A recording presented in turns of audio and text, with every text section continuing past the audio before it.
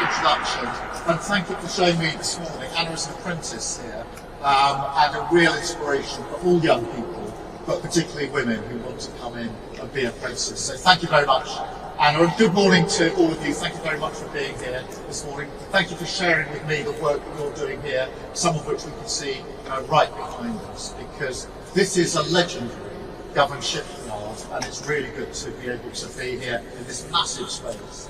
And to be back on the Clyde. And as you may have seen, a couple of months ago, just after dawn on a drizzly morning, if you can believe it, I took a boat out onto the Firth to meet one of our Vanguard's class submarines as it came back off patrol. And it was a record-breaking patrol. And we boarded the SARC that had just surfaced. We've been at sea, maintaining our continuous at-sea deterrent for months on end, a really long ship. And met what was quite a remarkable crew. And I'll remember that day for the rest of my life, because it was very clear to me that there is no greater duty than the one that they carry. Their task more vital. Our security, NATO security, depends on them. And I had the privilege of being shown around and talked to many teams on the side. Saw them rushing to their battle stations to conduct a firing drill. And wherever I went on the sub, whichever team I was talking to, from the engineers, the cooks, the navigators, over and over again, there was a sort of unofficial motto that they told me, their motto: nothing works unless we all work together. And in this moment of danger and threat for our country, that is the spirit that we need. The strategic defence review that I'm launching today will bring that unity of purpose to the whole of the United Kingdom, to mobilise the nation in a common cause, recognising in these dangerous times that when it comes to defence of the realm and the defence of everything that we hold dear, nothing works unless we all work together. From every man and woman serving in unity, to the workers building the next generation of subs in Barrow, and the brilliant workers and apprentices right here in Dublin, building the new Type 26 frigates, like the two that you can see being built right behind them. To our tech experts, our scientists, our engineers, who are pioneering battlefield innovations and cyber defences. Every part of society, every citizen of this country, as they roll to. Because we have to recognise that things have changed. In the world of today, the front line, if you like, is here. The threat we now face is more serious, more immediate, and more unpredictable than at any time since the Cold War.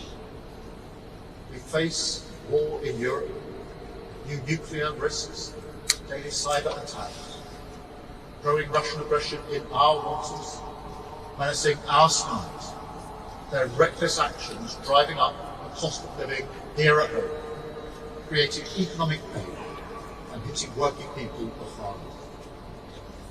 A new era in the threats that we face demands a new era for defence and security. Not just to survive in this new world, but to lead. We will never gamble with our national security. Instead, we will act in the national interest. And that's why I place national security at the heart of our plan for change. That's why I launched this strategic defence review within days of becoming Prime Minister. And now it has delivered. And I want to thank the reviewers, especially Lord Robertson, who is with us today. Thank you so much for your work and the work of the other reviewers.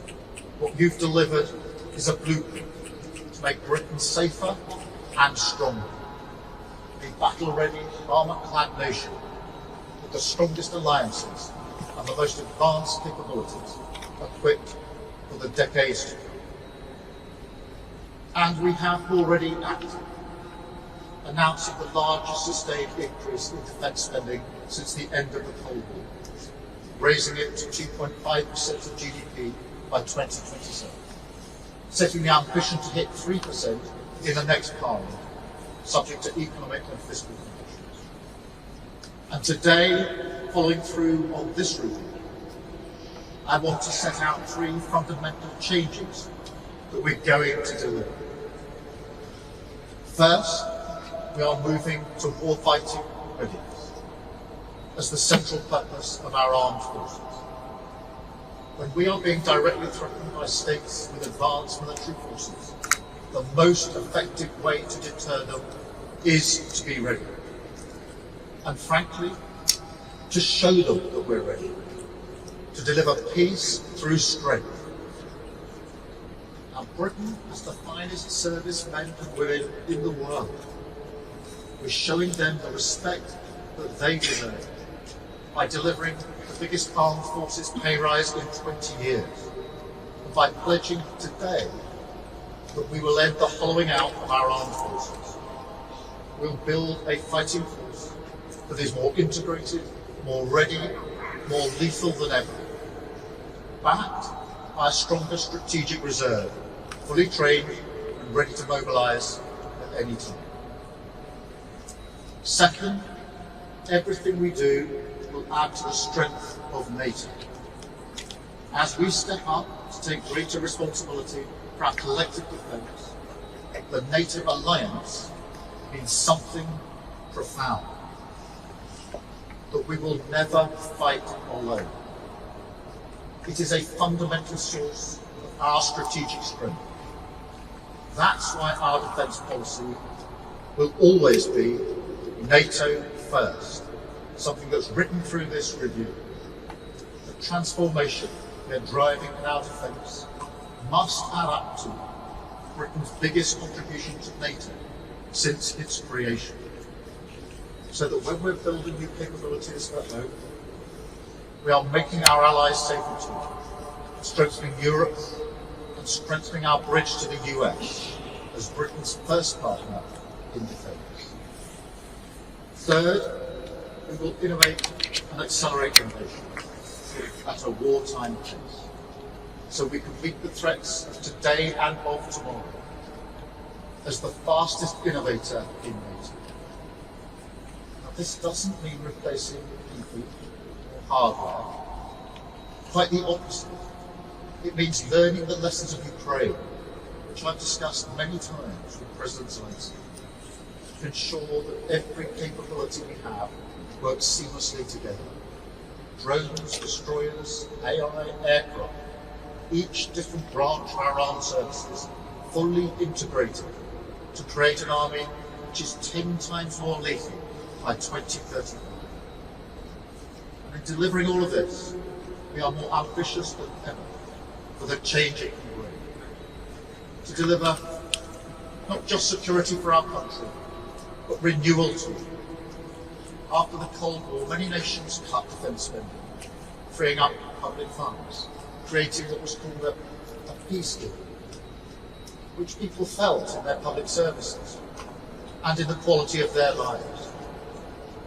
Faced with new circumstances today, we must deliver for working people again, to seize now a defence deal for the British people, using this moment to drive jobs and investment throughout the country, like here in Government, providing local opportunities, skilled work, community pride, ensuring that everyone across the United Kingdom has a role to play in this effort.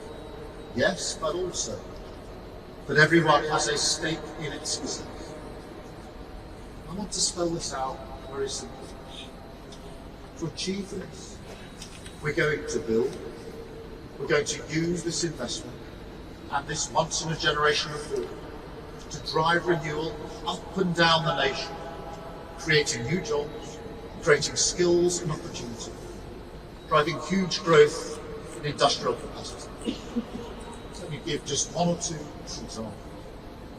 I can announce today that we're going to build at least 6 new munitions factories in the United Kingdom, generating over 1,000 jobs. We will build thousands of new long-range weapons in the United Kingdom to boost European deterrence, supporting around 800 million. We will defend our homeland by investing in our air and missile defence to better protect these islands. We will create a hybrid Royal Navy, blending drones with warships, submarines and aircraft to patrol the North Atlantic and beyond, supporting thousands of brilliant shipbuilding jobs, including right here in government. Under our AUKUS alliance with the US and Australia, we will now deliver up to 12 attack submarines protecting Britain's waters, scaling up the industrial base of Barrow and all along the supply chain to deliver a new sub every 18 months, again creating thousands of jobs. We will also invest in world-leading drone capabilities and battlefield technology, and better kit for our warriors abroad, and better housing for them and their families at home. And finally, I can confirm today that we are investing £15 billion in our sovereign warhead programme to secure our deterrent for decades to come, creating 9,000 jobs and thousands more in supply chains across the country, part of the historic renewal of our nuclear deterrent as the ultimate guarantor of our safety and our security. The moment has arrived to transform how we defend ourselves and to renew our nation, an investment in British pride and the British people, a defence dividend that will be felt in the pockets of working people and the prosperity of the country, securing growth for generations to come, part of a new contract to unite the kingdom, a new spirit of service flowing from every part of society, from the supply lines to the front line, everyone benefiting, everyone playing their role, doing their duty to the nation and to each other, to preserve our way of life and the things that we hold dear. Because when it comes to security and renewal, nothing works unless we all work together. Thank you very much indeed. Thank you.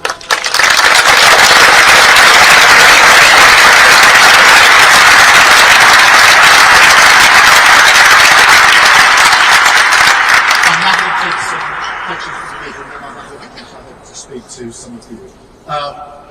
Chris Mason from BBC first, please. Chris. Thank you, Prime Minister. Chris Mason, BBC News. Prime Minister, you're sounding a bit shaky on the funding of all of this into the next decade. Can you unequivocally say today that this will definitely be delivered? Look into people's eyes and say, yes, this will be delivered. Yes, I can, and I'll tell you for why. Because when we set the terms of reference for this review, we set it on the premise that we will be spending 2.5% of GDP on our defence. Obviously, since then, what we've done is then put a date on that, 2027, 2028, the highest sustained increase in defence spending since the Cold War. A date I think that was earlier than some people thought it would be, but also set out that ambition to hit 3% in the next Parliament. So I'm 100% confident that this can be delivered, because that was baked in from the very start of the review. It's one of the first conversations we've had with the reviewers, because what I wanted was to meet the new threats, the new instability, with a plan that matched our capability with the risk that we face as a nation. That was the purpose of the review. I'm very pleased and grateful to the reviewers that that's what's been delivered today. Thank you very much. Beth Ripley from Sky. Thank you, Beth Ripley, Sky News. Prime Minister, Attlee was the Labour PM credited with creating the welfare state. You're the Labour PM that wants to create, or be known for creating, a warfare state, but you're not putting your money where your mouth is. NATO says members should commit 3.5% of GDP to defence spending by 2032, and you are not even committed 3% in the next Parliament, an ambition, but you are not committing it. To govern is to choose. What is your choice? Is it properly funding defence, or is it cutting, reversing winter fuel cuts, or is it lifting the two-child benefit cap? What's the choice? And if I may, on Gaza, I asked you a couple of weeks ago whether you thought you were doing enough. You said the situation was intolerable. The situation continues. Is there any concrete action you now think the UK needs to take? Great, thank you. But let's start with that, because he led a proud Labour government that was one of the founding members of NATO. And NATO, in the intervening 80 years, has been the most successful alliance in the world in terms of preserving peace. And so ATLI was at the very start of that. That's one of the proudest things in our Labour history. So I stand here in that tradition, conscious that my job is not to reflect on the 80 years that NATO has kept the peace, but to make sure that NATO also keeps the peace for decades to come. And that is my responsibility, just as it was ATLI's responsibility in the first place, to have a government that was far-sighted enough to create NATO in the first place. Our commitment to NATO is huge in terms of the contribution we already make. As you know, we commit our nuclear capability to NATO for all of our allies and other capability. And we will have at the heart of this review a NATO-first approach. Of course, there are discussions about what the contribution should be going into the NATO conference in 2 or 3 weeks' time. But that conference is much more about what sort of NATO will be capable of being as effective in the future as it's been in the last 80 years. And it's a vital conversation that we do need to have, and we're right at the heart of that.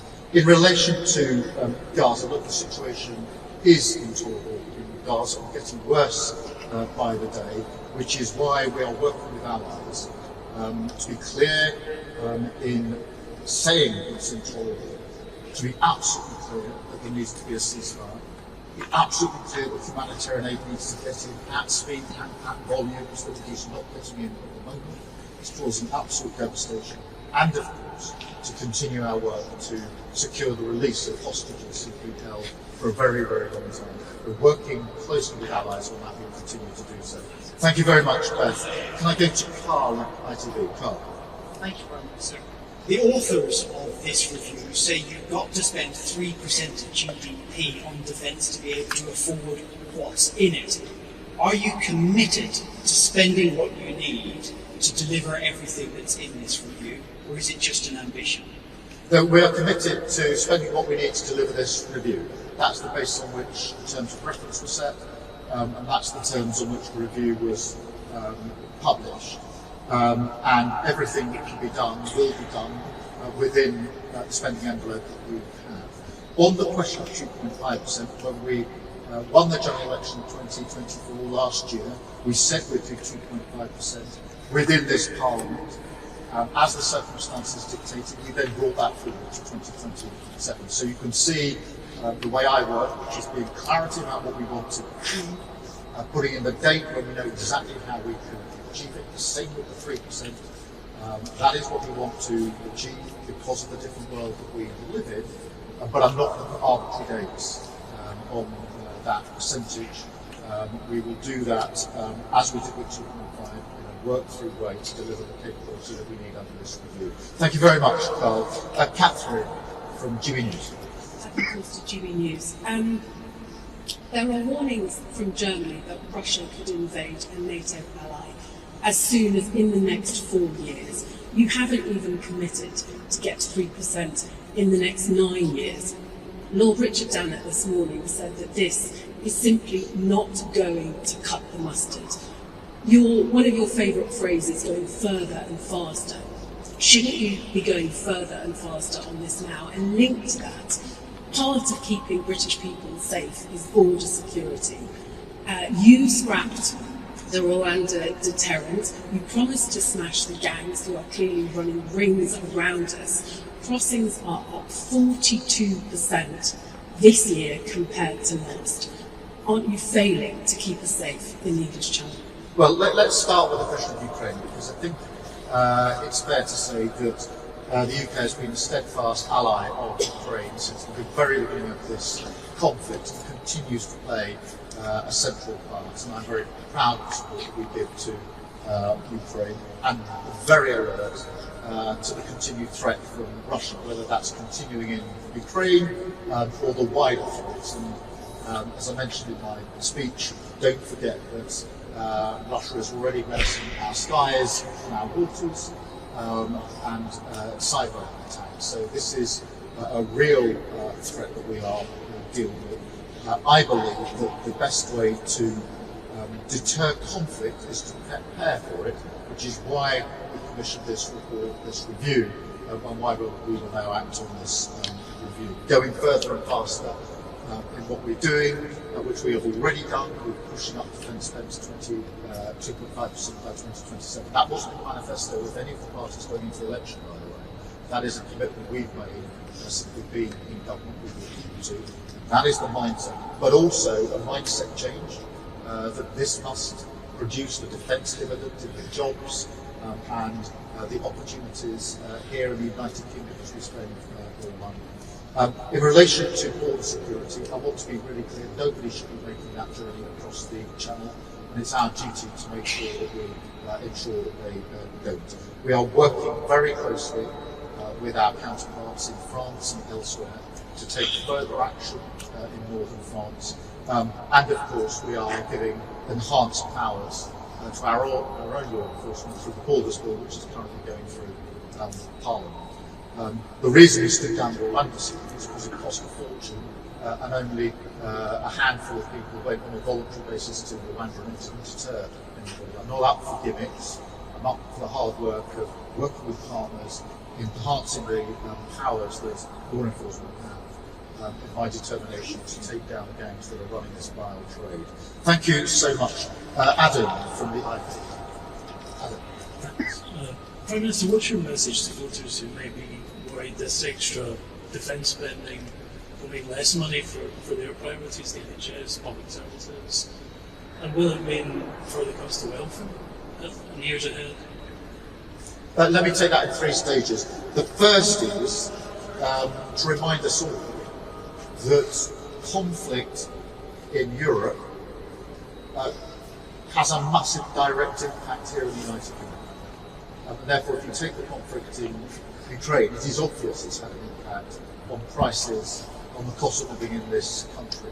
So there is no argument that somehow avoiding talking about conflict will help our economy here. It won't, it will make it worse. Secondly, it is really important that as we spend more on defence, as we must in this new era, there is the defence dividend back here in jobs, secure jobs here, across Scotland, 25,000 jobs across Scotland, over 400,000 jobs across the whole of the United Kingdom in defence and security. These are good, well-paid jobs. And of course the supply chains that feed into those jobs. And I am reminded, as you put the sort of choices to me, the first duty of the Prime Minister is to keep our country safe. And that is a duty that I take extremely seriously. There's a huge cost of not keeping your country safe and security. That's a cost I'm not prepared to inflict on people of this country. Thank you so much. And then I've got Kieran. Thank you, Kieran Stacey from The Guardian. Just to follow up on Adam's question, you say you can't say yet how you will fund the 3% ambition in the next Parliament. Can you at least rule out going back to the aid budget for that extra cash? Well, look, on the aid budget, it was a difficult decision that we had to take in order to get to 2.5%. And I'm absolutely clear that in the meantime we have to ensure that we do other work on aid, working with other countries, other institutions to pull levers to trigger the money that we need for aid. But the best way to pay for increase in any public spending is to grow our economy, and that is the focus when it comes to defence or any other spending, wealth creation, and that's why I'm pleased that because of the decisions that we took in the budget, which were tough but were right, we have been able to stabilise the economy. We've now got growth, the last figures at 0.7%, higher than most people, 4 interest rate cuts in a row, wages going up faster than prices, and of course we've built the stability and the confidence to deliver 3 trade deals with India, the US and the EU, which other governments talked about, but we delivered, which will again have their own dividends. So here in Scotland, for example, when it comes to whisky, the deal that we've done with India is hugely important. And so that is the way in which we will proceed. Thank you, Kieran. Now I'm going to Scotland. I think I'm starting with Lindsay from BBC Scotland. Lindsay. Thank you, Prime Minister. We want to spend billions more on defence, including 15 billion more on nuclear weapons, but not very far from here in Hamilton, your party is fighting a by-election. Voters there are telling us they're angry at your government over cuts to winter fuel, over welfare cuts. They're very anxious about the cost of living. Isn't it the case that your priorities don't match those of the public? And secondly, just if I may, you mentioned the defence dividend and a further 25,000 jobs for Scotland. Can you outline when those jobs will actually be delivered? Well, let me deal with your central challenge, because I think that security and safety of everyone in Scotland is paramount, is absolutely paramount. And I can't imagine anybody who seriously wants to be Prime Minister of the country coming to Scotland and saying that the first priority is not the safety and security of Scotland. Just consider the consequences of somebody as Prime Minister saying. And remind ourselves that at this time of renewed threat and instability across Europe, the SNP's position is to get rid of our nuclear deterrent, the single most important part of our capability that has kept Scotland and the United Kingdom safe for many, many years. And at this moment, they renew their pledge to get rid of our nuclear deterrent. Imagine the effect that would have on the safety and security of the United Kingdom and Scotland. And they go to reform. We want to spend tens of billions of pounds, but won't say where the money's from. Completely unfunded, uncosted. That is what Liz Truss did. That's what blew up the economy. That's what led to the infliction of far more working people in Scotland, whether it's their mortgage, their prices. I'm not prepared ever to let that be inflicted on Scotland, ever again. And that's why I'm absolutely clear in my priorities, which is the safety and security of everybody in Scotland, and making sure that we never have a prospect in Scotland again of a Westminster government that blows up their finances. Thank you very much. I've got Paris from STV. Prime Minister, if you're so confident of the case you just made, why aren't you going to Hamilton to make that case directly to those voters? Is it because you're afraid that you'll lose to parties that, as you say, don't support nuclear weapons? Well, my firm belief is only Labour can beat the SNP in Hamilton. My firm belief is that my job as Prime Minister is to deliver for the whole of Scotland, including Hamilton, and everybody involved in that by-election. And that is what we've been doing every day of this Labour government. Whether it's the biggest settlement for Scotland under the budget since devolution, a huge settlement, whether it's the increase in wages in Scotland, or the delivery of more jobs in defence and security. And I'm sorry I didn't do the second half of the question, so I'll try and tie it together, because Scotland has a proud tradition and incredible skilled workforce when it comes to jobs in security and defence. I want to make sure that those jobs are maintained, thrive. There's more jobs to come, which will happen under the work that we're doing under this review and the increase in defence spending. Scotland contributes hugely to our defence industry. We're very grateful for working with Scotland and Scottish working people, including everybody here in what they contribute. And I want to see more of that, because that is good for the defence and security of Scotland and the United Kingdom. It is good for working people who will have good, well-paid jobs that will then help them and their families and their communities. Thank you very much. And then I think I've got Connor next from the Scottish Sun. From the Scottish Sun, thanks, Prime Minister. As mentioned, Nigel Farage is in Scotland today as well, and on the campaign trail for the Hamilton by-election, as is John Swinney. If Labour lose to both the SNP and Reform on Thursday, which is what bookmakers think will happen, that's less than a year from the Scottish Parliament elections. Doesn't it mean that that's the beginning of the end for Scottish Labour, Anna Sala and you? And if I can go back to defence briefly as well, can I ask whether you fear Russia could really cause an internet blackout and power outages in the UK by targeting underwater cables and bring the country to a standstill? And are you doing enough to stop that? Only Labour can beat the SNP, and we need to be really clear as we go into the final stages of the campaign in relation to that. We're very clear in our campaign on that. In relation to Russia, look, the threats from Russia take different forms, and we are prepared, and we have to be prepared for all of them. We've seen the threats to our air and to our water, to cyber, and of course the threats that we see to cabling.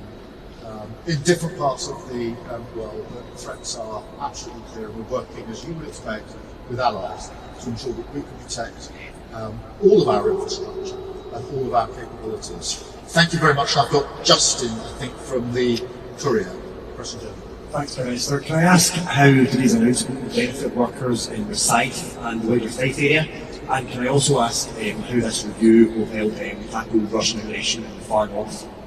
In terms of the jobs, obviously there is the capability that we're currently engaged on. Now that will ramp up with the increase in spending and the recommendations of the review that we will take further. I want that to be, and I'm determined that it will be, measured in good, well-paid jobs in piping and across Scotland, actually, because never forget the supply chains that are feeding in to the major defence and security sectors, which are vitally important. In relation to, was it Russian aggression?